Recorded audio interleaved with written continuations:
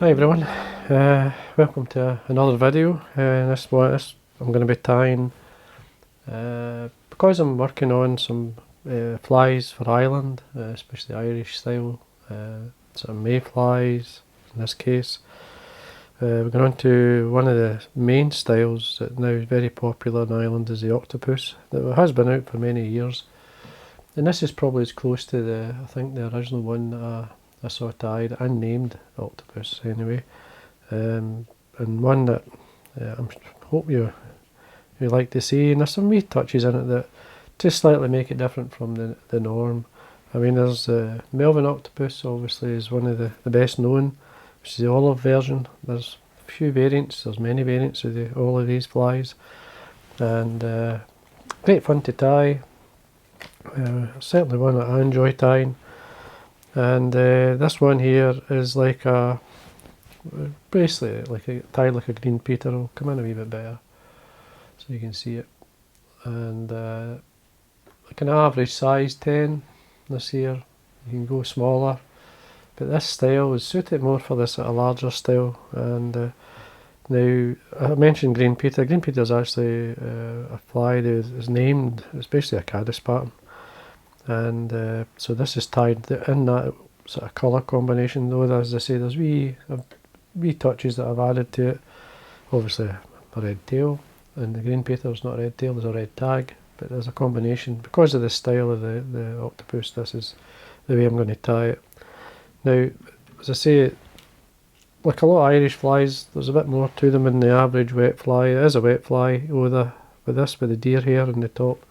Does lift the fly a wee bit, sits it a wee bit higher, so you could easily put it in the top dropper if you're fishing in a team of wets. And you can encourage it to sit a wee bit higher by basically putting a floatant on it, so it's more kind of subsurface. It'll not be right on the surface, but it'll be close, and that's what you try and do. Hook is up to yourself choice wise. Very popular hooks. I'm using the Full and Mill in this case. This is the competition heavyweight. If you're there's a Camasan, there's a V175, which is very similar. So again, it's up to yourself. You could put it on a lighter wire hook, like a all-purpose medium. The Camasan would be the 170. I think the 205 is another one.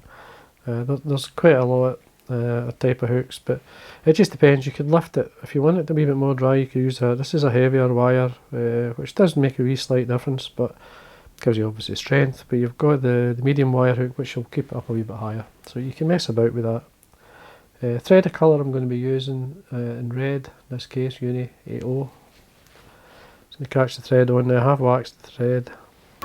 Just going to come down maybe 3 or 4 mil, and we tie in. Now I've got the Glo-Brite floss. This is number 4. It's fluorescent floss, as you can see. It's fluorescent red. So you could use wool, or you could just leave it and just tie it to the body with just the body and not a tail. There's lots of things you could do. Now I'm going to tie this on the way down. Now there's a good dozen strands which have brushed together to fluff it up, because the fine floss, it is a fine floss. I'm just going to wind this down just to the bend. I'm just going to come underneath where we kind of lock and turn on top, and then trim the length. I mean, the length can be short, it can be long.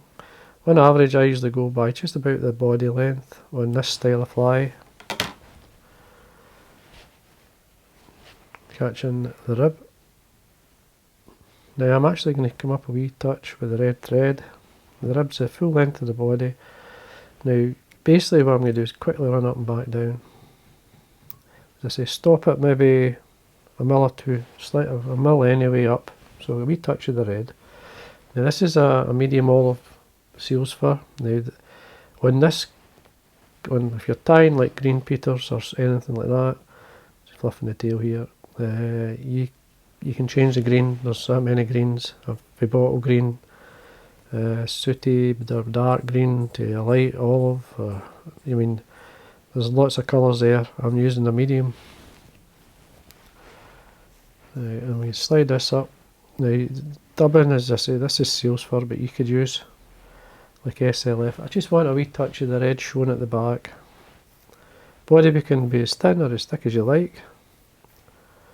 So I'm just working my way up, just tightening when I need to. Now give yourself room for the hackles. The body hackle and the front hackle, plus there's deer hair. So give yourself a good couple of mil.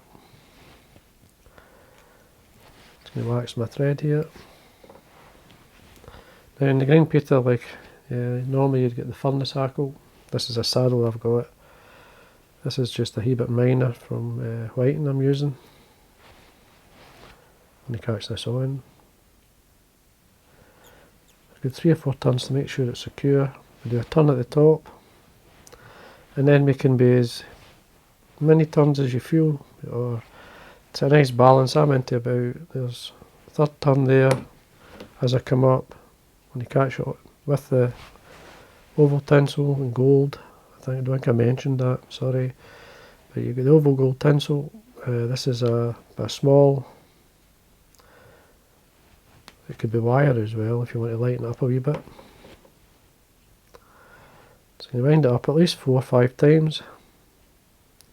Draw back these fibres before you bring up that last wee turn. Secure it in.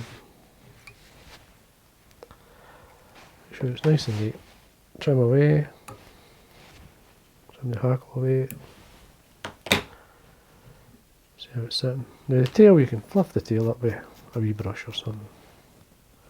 Obviously fluffing up when you go to fish it. Now what this is a wee touch that if you look at the colour here, basically Chartreuse, this is a wee patch of golden pheasant rump, which is, I'm actually going to use just at the top of the rump. You'll see the yellow. You could use the yellow if you want, but I want to use the red that's on there because I want a wee bit of the colour. Right, if you look here, see that's a wee bit fine, this one. We'll see how it goes. What I'm saying is the stem's quite fine, but we'll test it out when we go to wind it. Now I'm just going to actually go back in because I'm not 100% happy with that feather, and if you're not happy with a feather, always go back. Just leave it just to think about it, as I would call it. I'm actually getting close to having to dye some more. The length of the fibre, it's up to yourself. How long you do these fibres. I mean, they can be quite long, like short. Now, I've finally got a feather I'm quite happy with. But what I want to do here is I draw this in here. I want to make sure I get some of the green. This, or as close as green as they call it, Chartreuse. Now the back of the feather will have the colour. I don't know if you can, if I turn the light, you'll see the colours there because I dyed it. And then just going to reveal the tip of the feather so I can tie it on.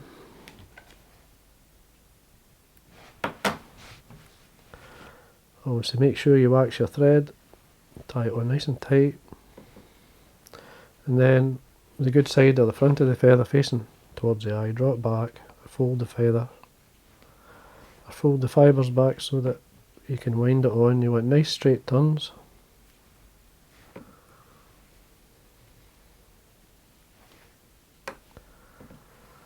And I like to come into the green, so don't be shy to use up the feather. That's a nice blend that I'm looking for. They say this Chartreuse, well basically it's a fluorescent light green, it's a light colour. Oops, trim this away. And there we are. Basically this is probably as close to the original Octopus pattern. As you see, you could stop at that. That's a lovely blend in itself. Now what I want to do here is, first thing is I'm going to tidy up, just make sure it's nice and tidy.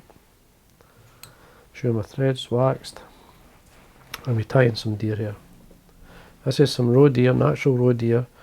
Now in the green Peter, the colour is, if you're using the wing, which would be the hen pheasant, has this type of colour. So when you pick a piece of deer hair, look for that type of colour, which is natural, that you would find in a hen pheasant.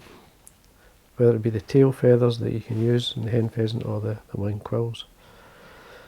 So we want a wing length, which is to the back of the hook. Now I'm going to put this on like it was an elk hair caddis. So now it is a caddis type pattern, so makes sense. So I'm going to come down with a turn or two, tighten up, keeping the wing on top. Make sure there's a good half dozen turns or so, and then what I'm going to do is work through with a couple of turns, winding through the cut ends, basically the waist ends, right towards the eye, always keeping the thread nice and tight. Then just at the front, build up the thread turns, and then we can finish. Just holding back these waist ends. You can deal with them once we've actually finished and varnished. So just if you keep them long, you can lift them out of the way, put some of the varnish in there, and you thread up, or you fly upside down. You will have a slight extended head there because of the deer hair underneath, but not much. So what you want to do is bring down your deer hair. Now the roe deer has the colour. I wouldn't say it's the strongest fibre in the world. I like using for its because of the markings on it. Elk hair will last a wee bit longer. Now what I'm going to take my fingers out of the way here so you can see what I'm doing. Trim. And there we are, that's your elk hair style wing. There's an odd cut end there I've missed, so just check, trim them out. So there we are, that's it. That's the green Peter style octopus. Just a wee touch, wee extras. Meaning with the dyed, especially with the dyed, it's basically it's the top end of the rump. Normally this would be yellow. You'll see this colour here, which I like to use. I use that in the octopus, which is a great colour, in the Melbourne octopus. And then using up the red ones, because there's always these around, and they have that lovely marking, and you get that nice blend of colour. So it just gives your fly that wee extra touch that you're looking for. So anyway, there we are. So I hope you enjoyed that, and again, thanks for watching.